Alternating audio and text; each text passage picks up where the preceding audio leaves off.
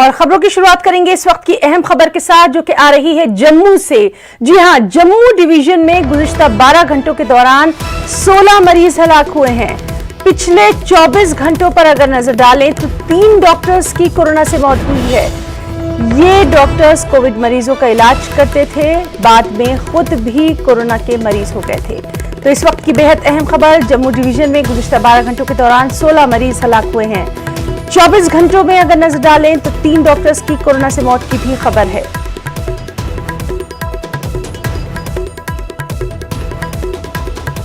हमारे साथ जम्मू से मौजूद हैं हमारी साथी कोमल सिंह। कोमल, लगातार हम देख रहे हैं कि कोरोना का कहर बढ़ता ही जा रहा है। जम्मू से हम गुज़िश्ता 24 घंटों के दौरान अभी जो खबर आ रही है उसके बारे में तफसीलात चाहेंगे। हीना, वैसे तो जब एक बुलेटिन गवर्नमेंट का इशू होता है शाम को 24 घंटे के बाद, उसमें आंकड़े गिने जाते हैं कि कितनी कोविड से मौतें हुई हैं और कितने केसेस इंक्रीज हुए हैं। लेकिन पिछले 12 घंटे में बहुत दर्दनाक बात ये होती है कि 16, 17, 18, 20 ये रोज 12 घंटे में 10 घंटे में मौतें हो रही हैं।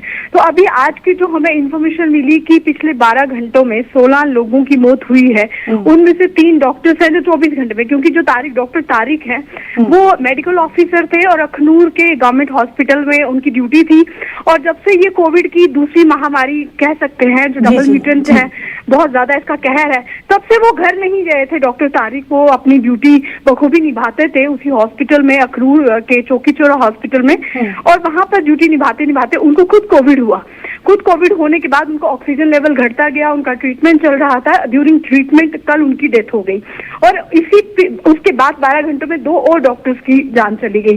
तो ये बेहद अफसोस की बात है कि अब मरीजों के साथ साथ जो डॉक्टर उनका ट्रीटमेंट कर रहे हैं वो भी अपनी जान गंवा रहे हैं। ऐसी महामारी है कि लोग अपनी जान तो नहीं बचा पा रहे, लेकिन डॉक्टर भी अब जो उनका मरीजों का ट्रीटमेंट कर रहे हैं उनकी भी जान अब नहीं बच पा रही है ना। आपने देखा कि किस तरह से डे बाय डे जो केसेस है। कोमल, हम आपसे वहां के अस्पतालों के हाल भी जानना चाहेंगे। वहां पर अभी जो हेल्थ सेक्टर है उसका क्या अभी सूरत हाल?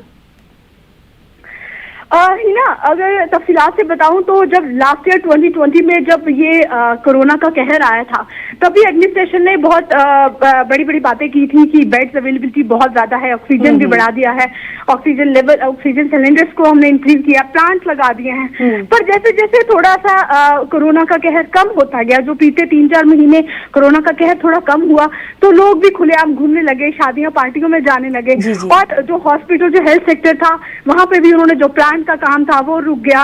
उनको लगा कि अब कोरोना खत्म हो गया है, अब ऐसी महामारी नहीं रही है और वैसी रिस्पॉन्सिबिलिटीज हेल्थ सेक्टर वालों के ऊपर नहीं रही है। तो जब अचानक से ये दौर दोबारा से शुरू हुआ है, तो अब दोबारा से हम लोग ऑक्सीजन प्लांट्स पे काम कर रहे हैं, ऑक्सीजन की डिमांड सेंटर गवर्नमेंट से मांग रहे हैं। तो मुझे लगता है कि अगर पहले से ही हम इस चीज के लिए प्रिपेयर होते, जब 2020 में कोरोना का कहर आया था, उसके बावजूद भी जब थोड़ा सा कम हुआ, उसके बाद भी अगर हम थोड़ा सा इन सब चीजों पर ध्यान देते। जी कोमल, तो लगातार वहां के हालात पर हमारी नजर बनी हुई है। आपका बहुत बहुत शुक्रिया अदा करना चाहेंगे। साथ ही कोमल, आप भी अपना वहां पर बहुत ख्याल रखिए। तो नाज़रीन, ये थी जम्मू से हमारी साथी कोमल। और इस वक्त की एक बड़ी खबर आपको दे दें, पंजाब के मालेरकोट